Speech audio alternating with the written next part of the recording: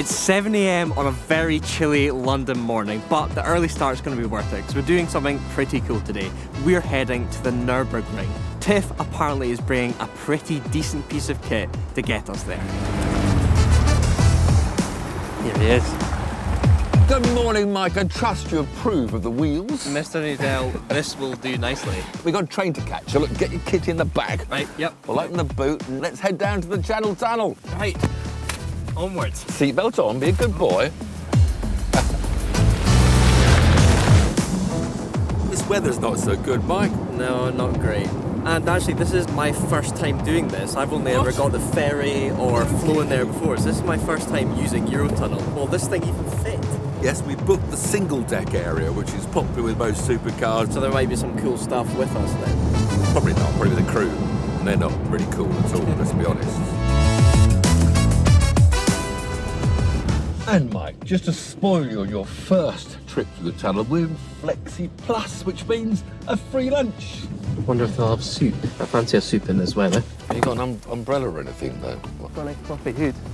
Yeah, Come on, Dave. it's all right for some. No! That is gripping.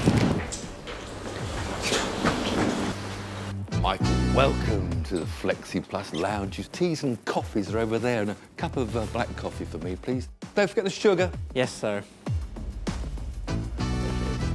Here's your coffee, Tiff. 4 sugars, is that enough? Yeah, just about enough. Are you going to use all those sugars? Of course. Is that a racing driver thing?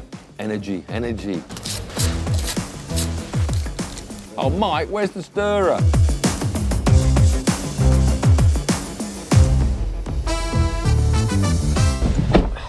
Right, let's get to the train. There they are, look. Hey, you see, look, the whole side's open for us. Slide on in. And you can see right down the whole train. That is cool. Here we are then, Mike, on the move. We are off. Without driving.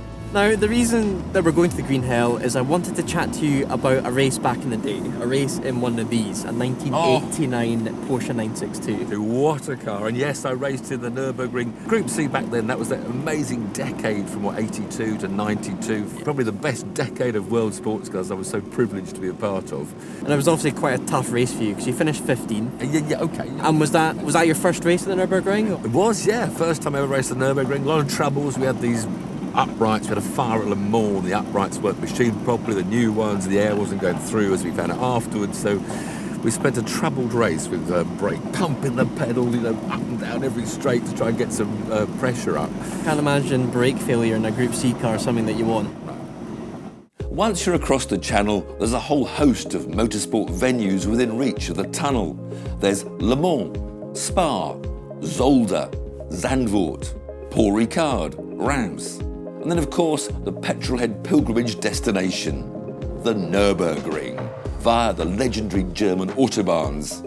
To get there, you can pass through the beautiful Belgian towns of Leuven and Ghent. You can even take a slight detour and end up in the stunning medieval surroundings of Bruges. And before you know it, it's daylight again. France. Time to hit those French roads. Come on, get back on board.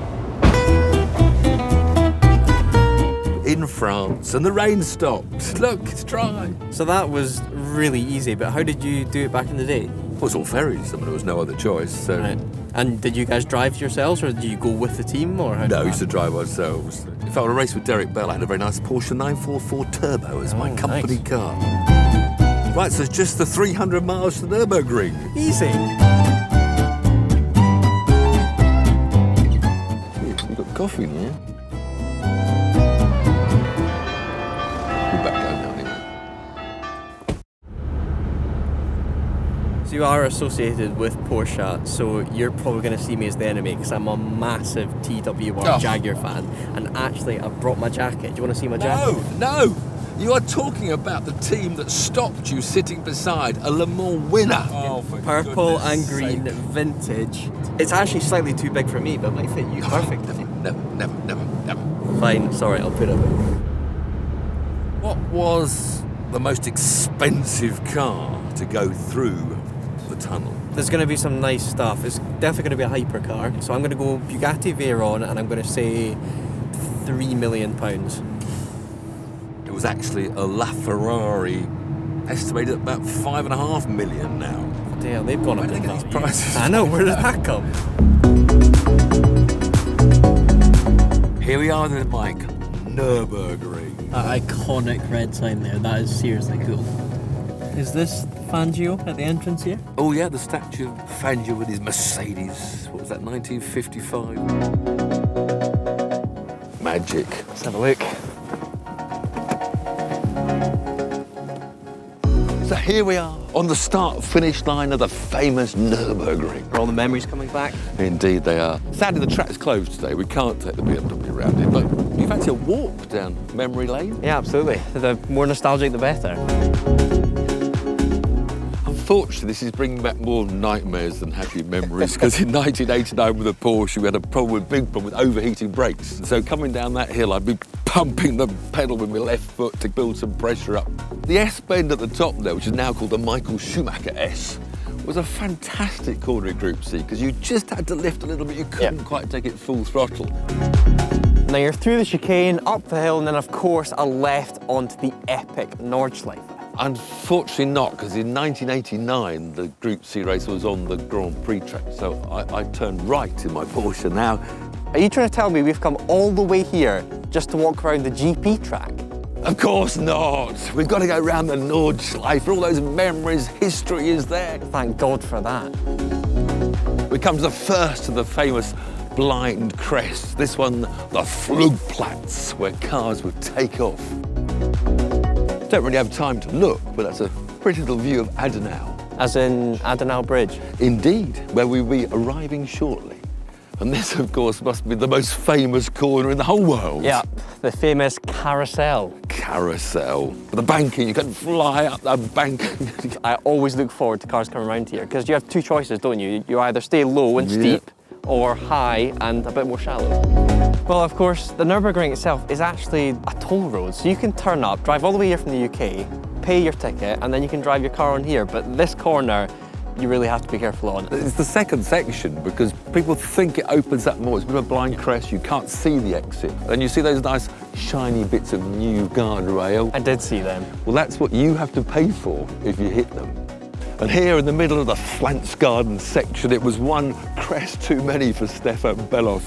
He'd just set that iconic lap record.